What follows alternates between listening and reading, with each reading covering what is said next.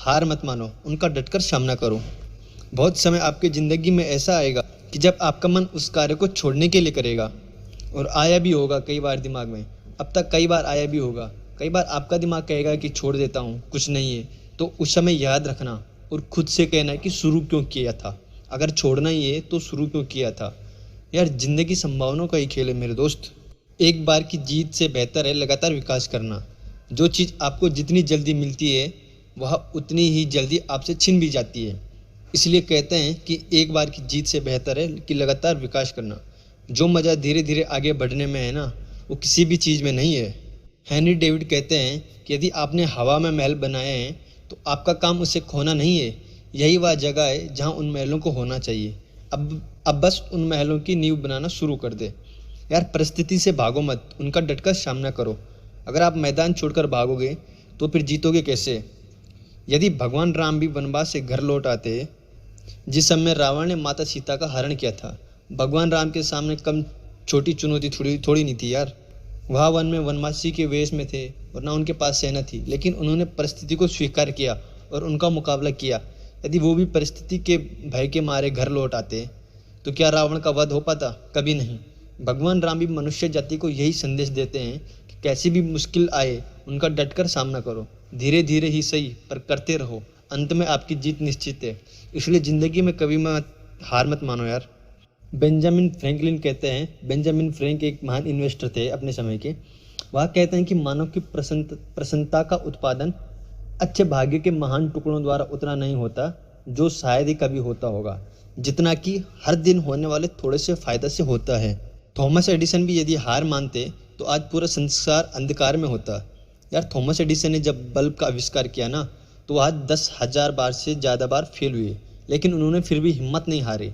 वह भी यदि हिम्मत हार जाते और वह कार्य ना करते तो पूरा संसार आज अंधकार में जी रहा होता। इसलिए आखिरी तक लड़ते रहो। और हाँ, एक बात ज़रूर याद रखना कि हार से सीखना बहुत ज़रूरी है। यदि आप उस हार से भी नहीं सीखते हो कि गलतियाँ कहाँ हुई है, तो आप फिर कभी भी ज़िंदगी में जीत नहीं सकते, चाहे आप कितनी भी कोशिश कर लो। कभी हार मत मानो यार। प्रत्येक व्यक्ति को समय समय पर चुनौतियों और मुसीबतों का सामना करना पड़ता है। यही जीवन का कटु सत्य है। यही चुनौतियां और मुसीबतें हमें अनुभव देते हैं और कुशल बनाते हैं। बचपन में सैकड़ों बार गिरकर ही हम चलना और दौड़ना सीखते हैं। यार, ज़िंदगी में इतनी हार किसी ने नहीं देखी होगी जितनी हार अब्राहम लिंकन ने देखी होगी। मैं इनकी कहानी से बहुत ही ज़्यादा प्रभावित हूँ। अब्राहम लिंकन की कहानी हर एक व्यक्ति को पढ़नी चाहिए। अब्राहम लिंकन गरीब परिवार से थे और उन्होंने बचपन में ही परिवार की मदद के लिए काम करना शुरू किया था। अब्राहम लिंकन जब 31 साल के थे तो उन्होंने बिजनेस ट्राई किया, लेकिन बिजनेस में फेल हो गए। जब वह 32 साल के थे तो 32 साल में उन्होंने स्टेट लेजिस्लेटर का चुनाव लड़ा, लेकिन वहाँ भी हार गए। जब वो 33 साल के हो गए तो फिर 33 साल में उन्होंने नया बिजनेस ट्राई किया, लेकिन फिर से बिजनेस में फेल हो गए। और जब वो 35 साल के थे तो 35 साल में उनकी मंगेतर, जिनका नाम था रतलेज, उनसे उनको प्रेम था। और जब वो 35 साल के थे तो उनकी मंगेतर की मृत्यु हो गई। और जब वो 36 साल के हुए तो फिर उनकी मंगेतर की मृत्यु से वो थोड़ा डिप्रेशन में चले गए, जिस कारण उनका नर्वस ब्रेकडाउन हो गया। जब वो 43 साल के लिए थे तब 43 साल की उम्र में उन्होंने कांग्रेस के लिए चुनाव लड़ा, लेकिन फिर से हार गए। जब वो 48 साल की हुई फिर उन्होंने कोशिश की, लेकिन फिर चुनाव में हार गए। जब वो 55 साल के हो गए फिर उन्होंने सीनेट के लिए चुनाव लड़ा, पर लेकिन वहाँ भी वो चुनाव हार गए। यार, इतनी हार के बावजूद भी उन्होंने हिम्मत नहीं हारी और परिस्थिति का डटकर मुकाबला किया। वह मैदान छोड़ के भागे नहीं थे यार, उन्होंने परिस्थिति को स्वीकार किया। अगले साल उन्होंने फिर वाइस प्रेसिडेंट के लिए चुनाव लड़ा, लेकिन फिर से हार गए।